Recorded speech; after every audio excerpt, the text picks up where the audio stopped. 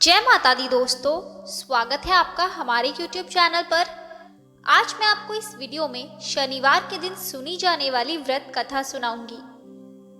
एक समय की बात है जब सभी नवग्रहों यानी सूर्य, चंद्रमा, मंगल, बुध, बृहस्पति, शुक्र, शनि, राहु और केतु में विवाद छिड़ गया कि सबसे बड़ा कौन है।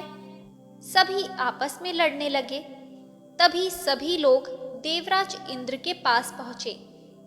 देवराज इंद्र घबरा गए और निर्णय करने में अपनी असमर्थता जता दी। लेकिन उन्होंने राजा विक्रमादित्य का नाम सुझाया और कहा कि वह इस समय पृथ्वी पर अति न्यायप्रिय हैं और वह उन सभी की मदद कर सकते हैं। इसके बाद सभी ग्रह एक साथ राजा विक्रमादित्य के पास पहुंचे और अपनी समस्या बताई। राजा विक्रमादित्य यह देखकर संकट में आ गए, क्योंकि वे जानते थे कि जिस किसी को भी छोटा घोषित किया जाएगा वह क्रोधित हो जाएगा। तब राजा ने एक उपाय बताया। उन्होंने स्वर्ण, रजत, कांस्य, पीतल, सीसा, रांगा, जत्सा, अभ्रक और लोहे से 9 सिंहासन बनवाए। फिर सिंहासन को इसी क्रम में रख दिए और सबसे निवेदन किया कि वह सभी सिंहासन पर स्थान ग्रहण करे। इनमें से जो अंतिम सिंहासन पर बैठेगा वही सबसे छोटा माना जाएगा। लोहे का सिंहासन सबसे बाद में होने के कारण शनिदेव उसी पर बैठ गए। तभी से वह सबसे छोटे कहलाने लगे। शनिदेव को लगा कि राजा ने जानबूझकर ऐसी चाल चली है। वह गुस्से में राजा से बोले, राजन, तू मुझे नहीं जानता। सूर्य एक राशि में 1 महीना, चंद्रमा 2.25 महीना 2 दिन, मंगल 1.5 महीना, बृहस्पति 13 महीने और बुध तथा शुक्र 1-1 महीने विचरण करते हैं। लेकिन मैं 2.5 साल से 7.5 साल तक एक ही राशि में रहता हूँ। मैंने बड़े बड़े का विनाश किया है। जब श्री राम की 7.5 आई तो उन्हें वनवास हो गया। रावण की घड़ी में 7.5 आई तो उनकी लंका को बंदरों की सेना ने हरा दिया। अब तू क्या चीज है? ऐसा कहते हुए शनिदेव वहां से चले गए। बाकी सभी देवता खुशी खुशी वापस आ गए। कुछ समय बीतने के बाद राजा पर शनि की 7.5 आई।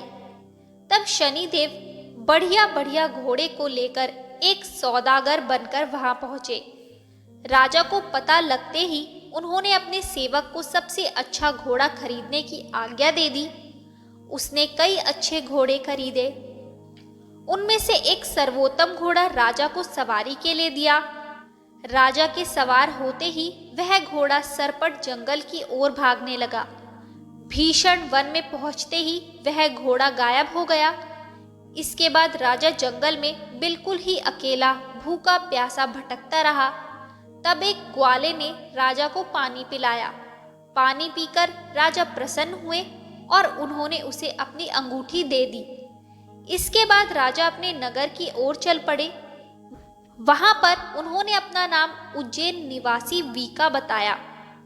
इस नगर में एक सेठ की दुकान पर उसने कुछ देर आराम किया और भाग्यवश उस दिन सेठ की खूब बिक्री हुई थी। तो सेठ खुश होकर उन्हें अपने साथ घर ले गए और राजा को खाना खिलाया। वहां पर वीका ने खूंटी पर एक हार टंगा देखा, जिसे खूंटी निगल रही थी। थोड़ी देर में पूरा हार गायब था। सेठ को लगा कि वीका ने ही उसे चुराया है। उसने वीका को कोतवाल के पास पकड़वा दिया। फिर वहां के राजा ने भी वीका को चोर समझा और हाथ पैर कटवाकर नगर के बाहर फेंकवा दिया।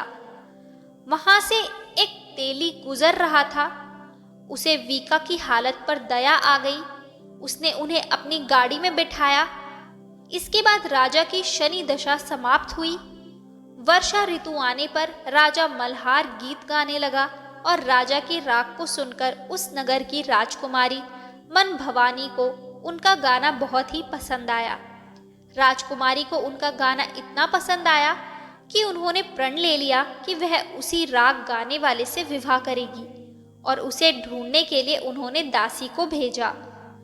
दासी ने पता लगाकर राजकुमारी को बताया कि वह एक अपाहिज है, लेकिन फिर भी राजकुमारी वीका के साथ ही विवाह के लिए अड़ी रही और अनशन पर बैठ गई कि वह विवाह करेगी तो सिर्फ उसी से। इसके बाद राजा ने अपनी राजकुमारी का विवाह उस अपंग राजा से करवा दिया। एक दिन राजा के स्वप्न में शनिदेव आए और उन्होंने कहा कि देखा राजन, मुझे छोटा बताकर तुम्हें कितना दुख झेलना पड़ा है। इसके बाद राजा ने शनिदेव से माफी मांगी और प्रार्थना करते हुए कहा कि हे शनिदेव, यह दुख किसी और को ना देना। उसके बाद शनिदेव मान गए और कहा कि जो कोई मेरी कथा और व्रत करेगा उसे मेरी दशा से कोई दुख नहीं झेलना पड़ेगा। जो व्यक्ति रोज चींटियों को आटा डालेगा उनकी सभी मनोकामनाएं पूर्ण होंगी। ऐसा कहते हुए शनिदेव ने राजा के हाथ पैर वापस कर दिए। सुबह आंख खुलने पर राजकुमारी ने देखा तो वह बहुत ही चौंक गई। फिर वीका ने उसे बताया कि वह कोई और नहीं बल्कि उज्जैन का राजा विक्रमादित्य है। यह जानकर सभी प्रसन्न हुए। सेठ को जब यह बात पता चली तो वह राजा से क्षमा मांगने लगा। राजा ने कहा कि इसमें किसी का दोष नहीं, वह तो शनिदेव का क्रोध था। सेठ ने फिर भी राजा को अपने घर खाने पर साथ जाने का निवेदन किया। राजा ने सेठ की बात मान ली। उसके बाद सेठ ने कई प्रकार के व्यंजनों से राजा का स्वागत और सत्कार किया। साथ ही सेठ ने तहे दिल से राजा को धन्यवाद किया। उसके बाद सेठ ने राजा से प्रार्थना की कि वह उनकी कन्या श्री कंवरी के साथ विवाह करे। राजा ने इसे स्वीकार कर लिया और दोनों ही रानियों मन भवानी और श्री कंवरी को लेकर उज्जैन नगरी चले गए। उज्जैन में राजा का खूब आदर सत्कार किया गया।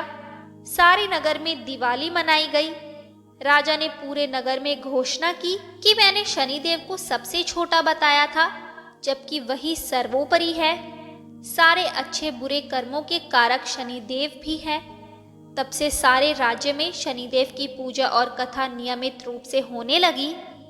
माना जाता है कि जो भी शनिवार का व्रत रखकर शनिदेव की इस कथा को पढ़ता या सुनता है, उनके सारे दुख दूर हो जाते हैं।